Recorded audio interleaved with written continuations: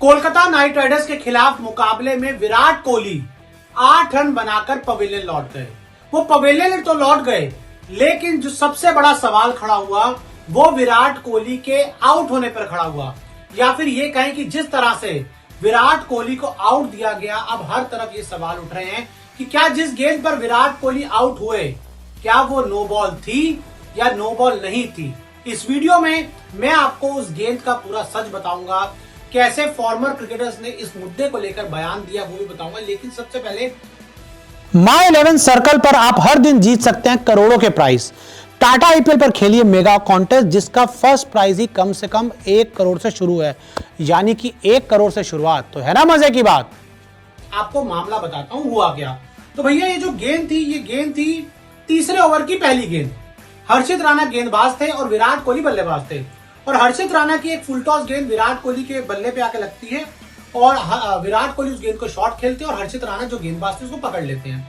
और गेंद full toss थी, तो विराट कोहली रिव्यू करते हैं कि भाई जिस गेंद पर मैं आउट हुआ, अंपायर ने मुझे आउट दिया, वो नो बॉल है, तो उसको रिव्यू किया जाए। रिव्यू किया जाता है, थर्ड अंपायर के पास जाया जाता है, तस्वीरें सामने आती हैं, बहुत सारे अलग अलग एंगल से देखा जाता है, जिसके बाद ये साफ दिखता है कि जब विराट कोहली उस गेंद को खेल रहे थे तो जो गेंद थी, जो वेस्ट हाइट होती है, उससे ऊपर लगी थी। आप इन तस्वीरों में पूरी तरह से साफ देख सकते हैं कि जब विराट कोहली ने इस बॉल को टच किया या फिर जब वो गेंद विराट कोहली के बल्ले से टच हुई, तो विराट कोहली की वेस्ट साइड से वो गेंद ऊपर थी। लेकिन उसके बाद एक तस्वीर और सामने आती है कि जब विराट कोहली इस गेंद को खेल रहे थे तो विराट कोहली क्रीज से बाहर खड़े हुए थे। जी आप तस्वीरों में साफ देख सकते हैं कि जो क्रीज है उससे जो उनके पैर है वो आगे खड़े हुए थे। और उसके बाद अंपायर ये फैसला लेते हैं कि भाई विराट कोहली को आउट दिया जाएगा, क्योंकि जो गेंद थी वो विराट कोहली को लग जा रही थी, वो तो वेस्ट साइड से ऊपर था, लेकिन उस गेंद का जो डायरेक्शन था, डेविएशन था, वो नीचे की तरफ था और विराट कोहली आगे खड़े हुए थे, इसलिए इस गेंद को नो बॉल नहीं दिया जाएगा। जिसके बाद विराट कोहली बहुत गुस्सा हो जाते हैं, वो तिलमिला जाते हैं। सबसे पहले वो मैदान पे मौजूद जो अंपायर होते हैं उनसे भिड़ते हैं।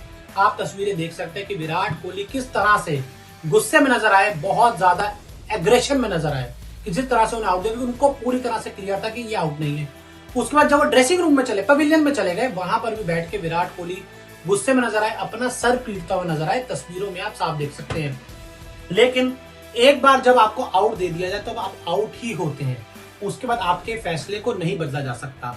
लेकिन अब इस नो बॉल और नो बॉल है कि नहीं, इस पर फॉर्मर क्रिकेटर्स भी बढ़ चुके हैं।